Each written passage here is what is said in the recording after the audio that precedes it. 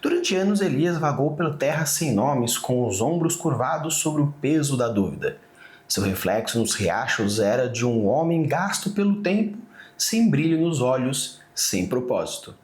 Cada vilarejo, cada sussurro nas tavernas buscava sinais da entidade que diziam que mostraria a verdade oculta nos corações. Mas os dias se arrastaram e ele temia que a sua jornada fosse em vão. Até que certa noite, sobre a luz pálida da lua, uma vez surgiu um vento chamando por seu nome. Seu destino, enfim, começava a se revelar. Quer então entender como você pode abordar o autoconceito como forma de desenvolvimento de world building, principalmente como construção de personagem? Então sim, bora!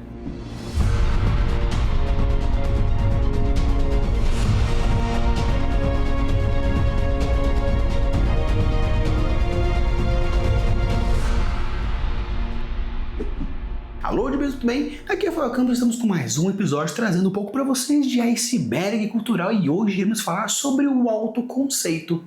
Uma coisa que é interessante sobre o autoconceito é que muitas vezes esse conceito colocado em nós mesmos, com nossa percepção de vida, nossa percepção de mundo, principalmente voltado a nosso formato, o nosso PDV, é interessante porque isso vai construir uma narrativa a partir de uma construção de personagem muito legal. Além do fato de que, como a sociedade molda o homem e o homem molda a sociedade, temos aí diversos fatores que vão fazer com que a nossa percepção e a autopercepção seja alterado. Basicamente, seria uma forma de colocar uma coisa mais prática, seria como você utilizar o PDV, o point of view ou ponto de vista, do seu personagem e esse filtro que muitas vezes eu falo. Eu já coloquei em alguns episódios dizendo que o filtro do ponto de vista do personagem molda a concepção do universo do personagem.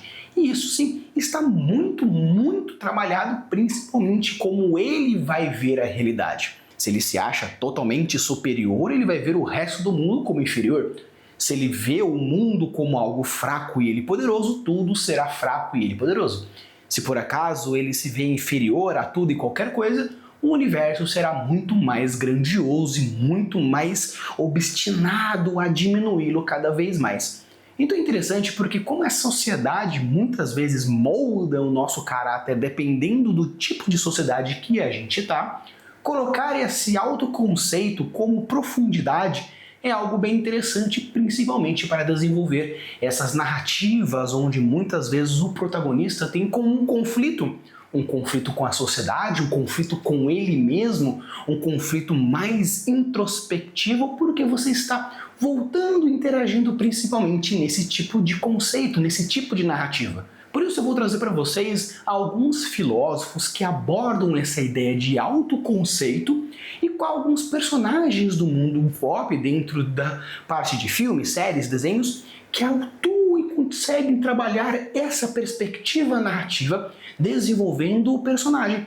E você percebe que muitas vezes esse personagem ele molda a história e é moldado pela história a partir dessas autoconcepções. Uma coisa que a gente pode usar como principal elemento para dar um start nesse vídeo seria a própria história de Narciso, onde a própria ideia da autopercepção da beleza pelo amor de si próprio viu a imagem de si refletido num lago e querendo desejá-lo, querendo amá-lo de uma forma muito intensa, se afoga no lago devido a esse amor intenso pela sua própria autoimagem.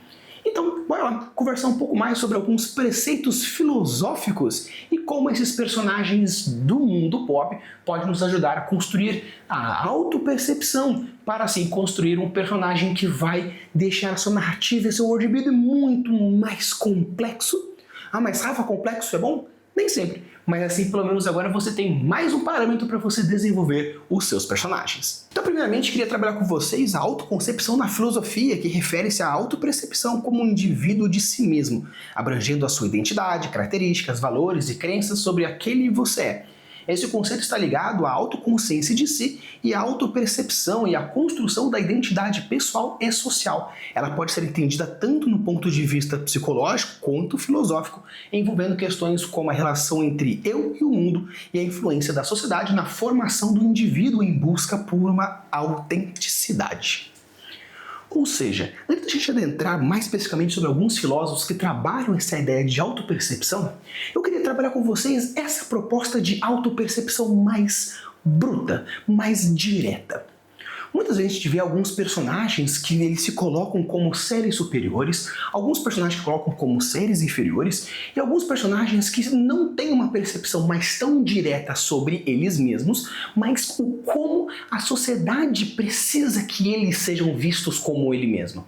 E isso é bem interessante porque quando a gente fala sobre um desenvolvimento de arco narrativo, principalmente estamos falando sobre um personagem que era alguma coisa e agora um personagem que é alguma coisa. Isso é um arco narrativo de personagem.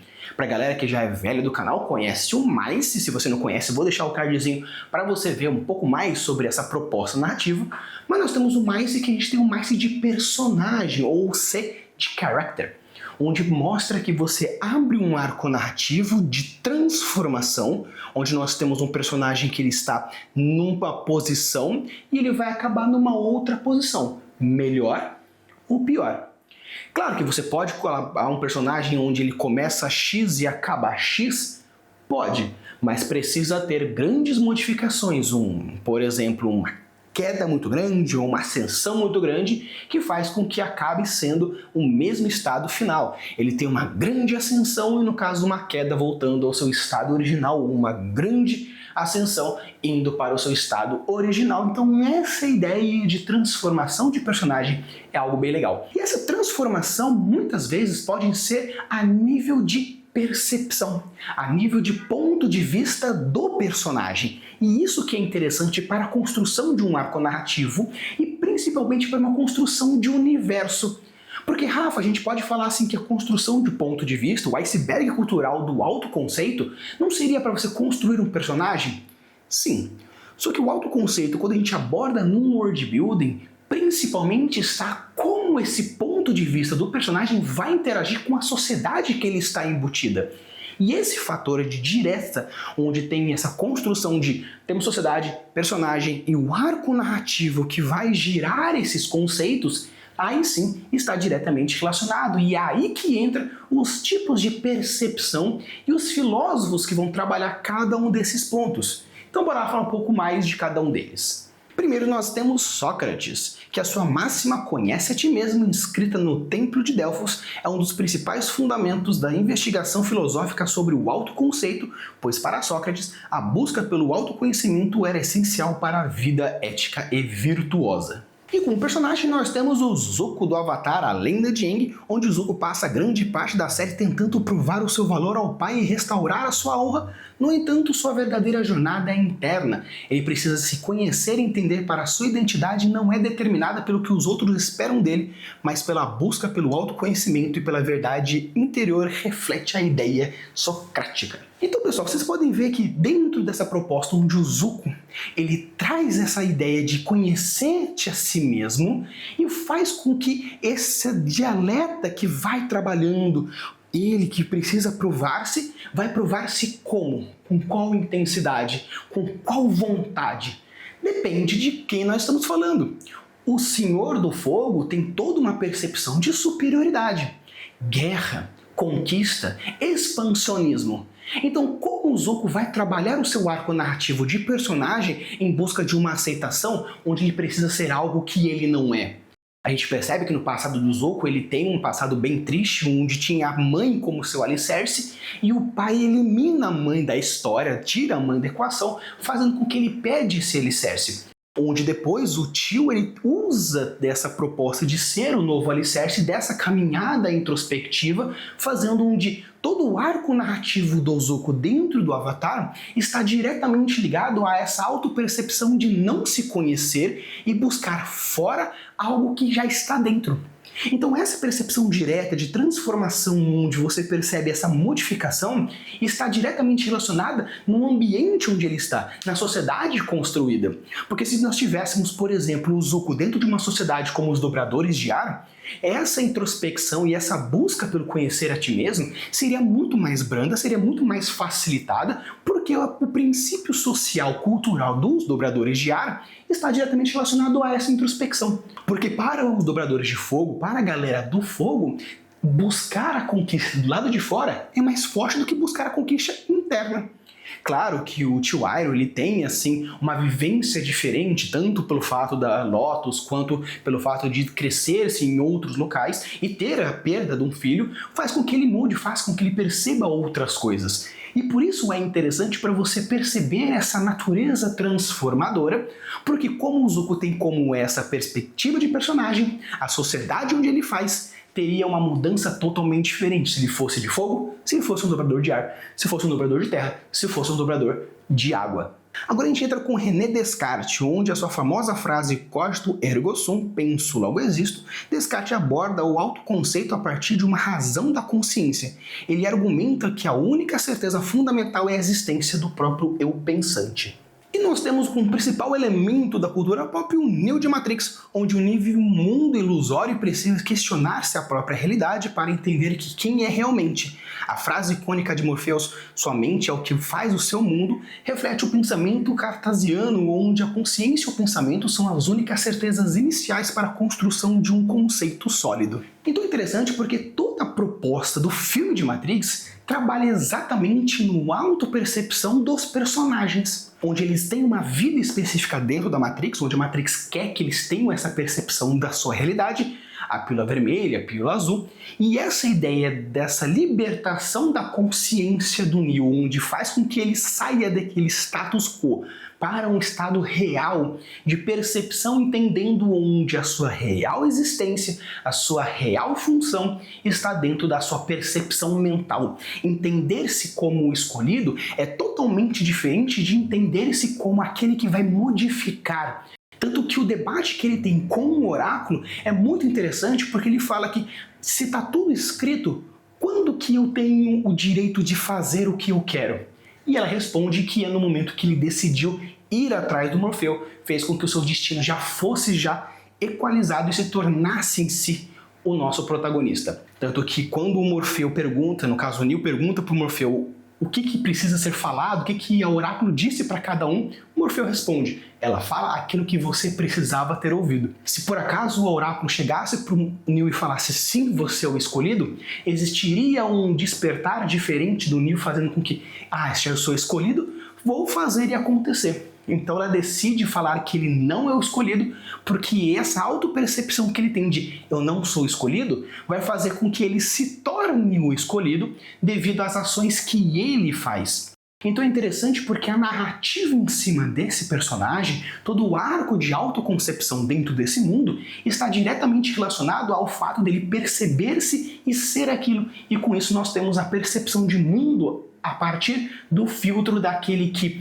ao entender o que ele é, mudou toda a realidade. E com isso agora a gente entra em David Hume, onde ele contrapõe a ideia de um eu fixo permanente.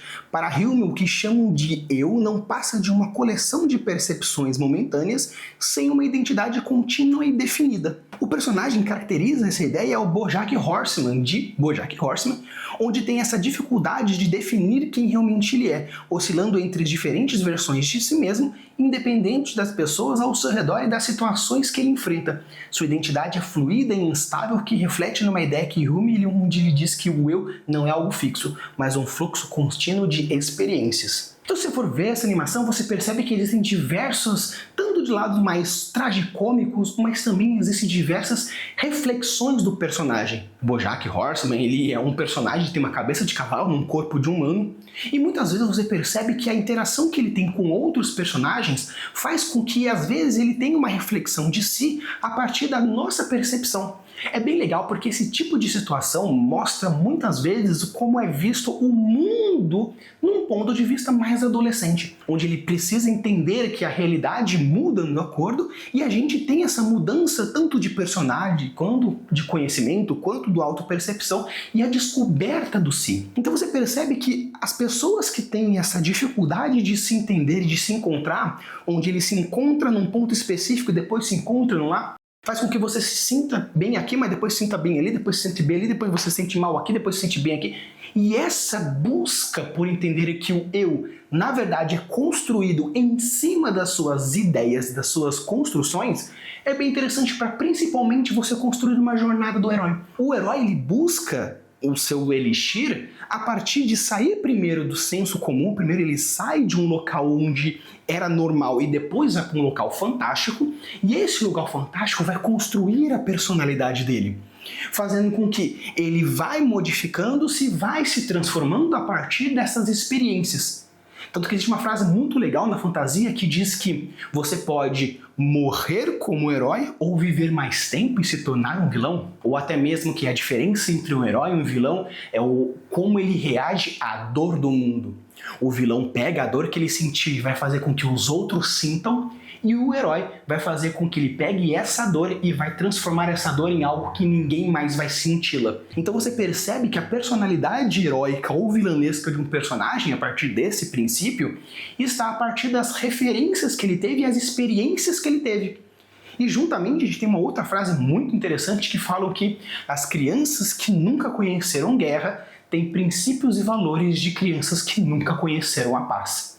Então você percebe que essa construção da autopercepção e o como ele se vê no mundo está diretamente relacionado às suas perspectivas. E o que nós temos como aqui esse princípio filosófico traz principalmente essas ideias que vão sendo modificadas e construídas em cima dessa mesma linha filosófica. E agora a gente chega em Hegel, que ele trabalha o autoconceito na dialética do reconhecimento, especialmente na fenomenologia do espírito. O eu só pode se tornar plenamente através das interações e do reconhecimento do outro.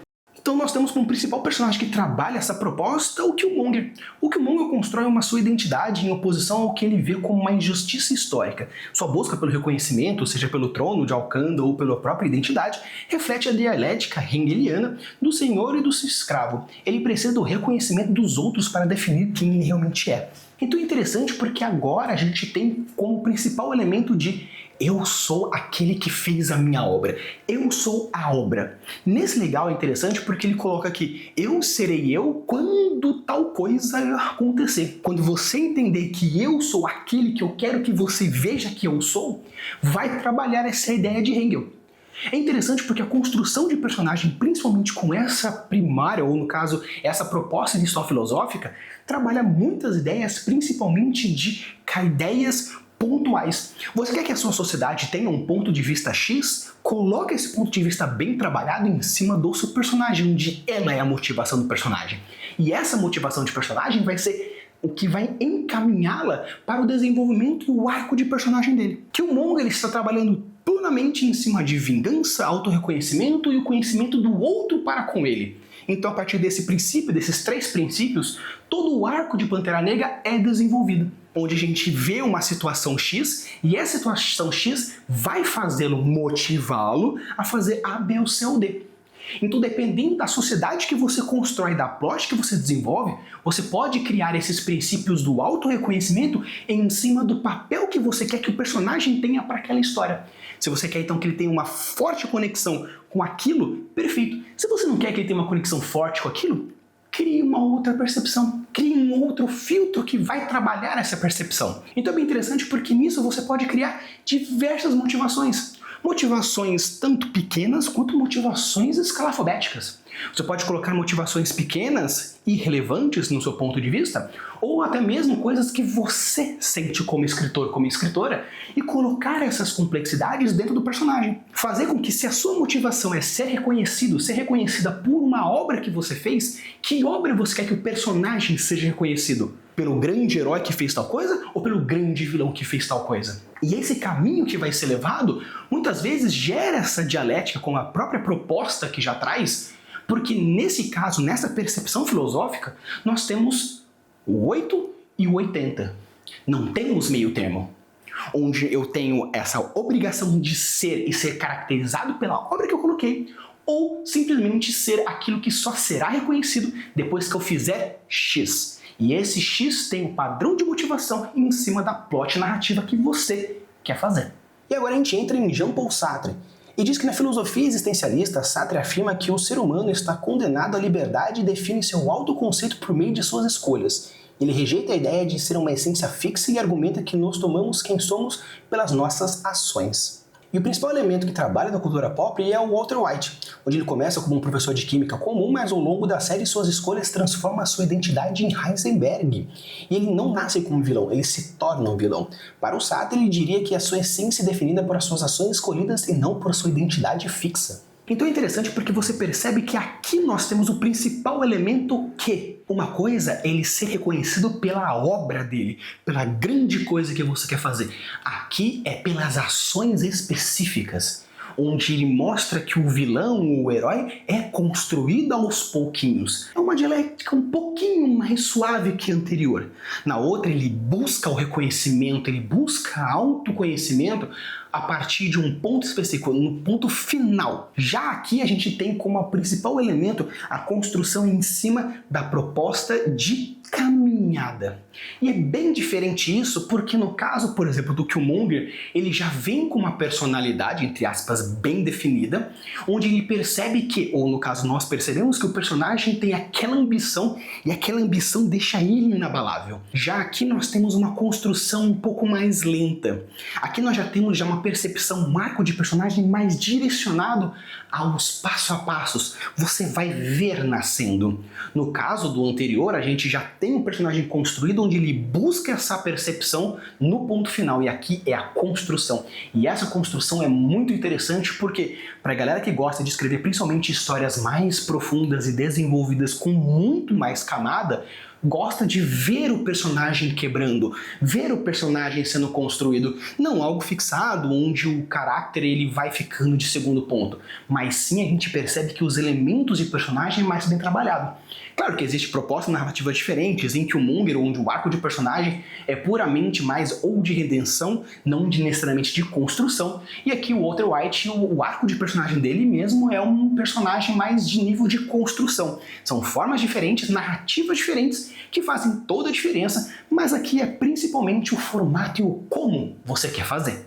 E com isso nós temos a ideia de George Herbert Mead. No campo da filosofia social e da psicologia, Mead propõe que o autoconhecimento se desenvolve pelo meio da interação com outros e da internalização das normas e expectativas sociais. E um personagem que diz muito sobre isso é o Shinji Ikari, de Neon Genesis Evangelion. Shinji luta para definir sua identidade, muitas vezes dependendo da aprovação dos outros para se sentir válido. A filosofia de Mead se encaixa perfeitamente aqui, pois Shinji só consegue desenvolver um autoconceito quando interage com os outros e tenta entender o seu papel no mundo. Então esse elemento, essa última filosofia, a gente traz como um autoconhecimento em cima do quê? Do momento de interação com outros personagens. Nós vimos que a motivação está em ser alguma coisa, a outra motivação está em fazer alguma coisa, a outra motivação está em construir alguma coisa.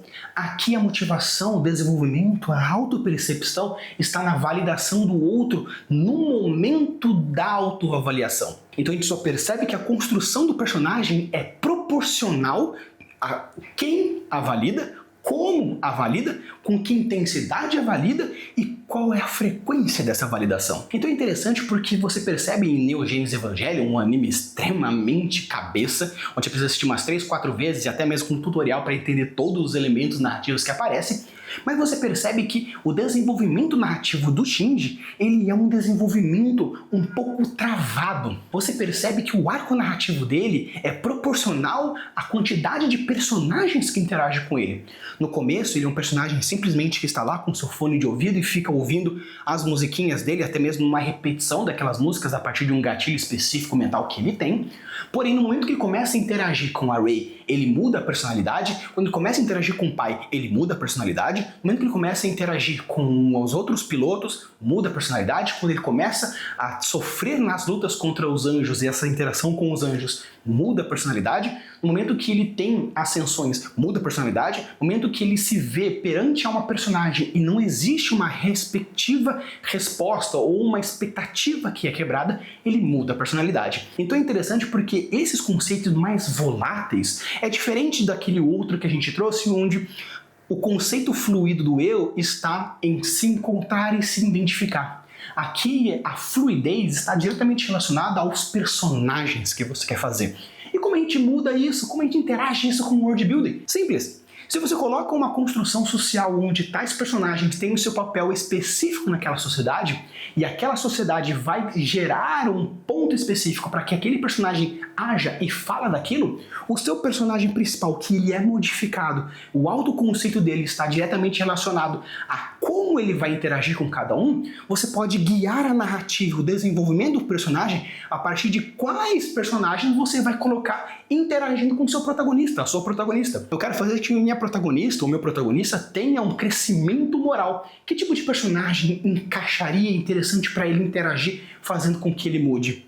Você pode perceber também isso em Frieren, onde nós temos uma personalidade muito forte que, dependendo de quais personagens estão na party dela no primeiro momento e quais personagens estão na party dela no segundo momento, existe essa modificação, essa mudança, não da personalidade, mas sim também no autoconhecimento, tanto dela quanto para com o outro. Então você percebe que o autoconhecimento ele é um iceberg cultural? Com certeza! Porque de acordo com a sociedade onde você vive, você pode criar personagens com filosofias diferentes e essas filosofias vão gerar situações e movimentações que mostram a sua necessidade de ser, fazer, querer, ambicionar e quais são essas perspectivas e qual é o arco de personagem que você quer fazer. E isso é muito legal, isso é muito forte, porque não apenas como construção de personagem, ou apenas como uma ideia proposital, mas sim também diversos desenvolvimentos. E aqui eu trouxe apenas alguns filósofos, pode ter alguns outros, ou até mesmo filosofias que não trabalham necessariamente com o eu, mas sim a gente pega, por exemplo, Freud, onde tem um pouco do eu ali, mas a linha de raciocínio é um pouco diferente, e com isso você pode utilizar de personagem, de sistema mágico, ou diversas outras coisas utilizando ideias psicanalísticas de uma forma para desenvolver aquilo que você quer desenvolver. Então, se por acaso você quer que eu traga alguma filosofia, alguma ideia, alguma proposta e se aprofunde um pouco mais de como trabalhar Descartes dentro do seu universo, ou como trabalhar Freud dentro do seu universo, ou até mesmo alguma outra filosofia como Jung, como Kant, ou alguma outra que você acha legal, tanto conhecer um pouco mais sobre essa filosofia e também abordar na sua literatura, deixa aqui nos comentários que com certeza eu vou fazer um vídeo bem legal para você. Use a apoio das suas construções e deixe os mundos cada vez mais incríveis. Valeu!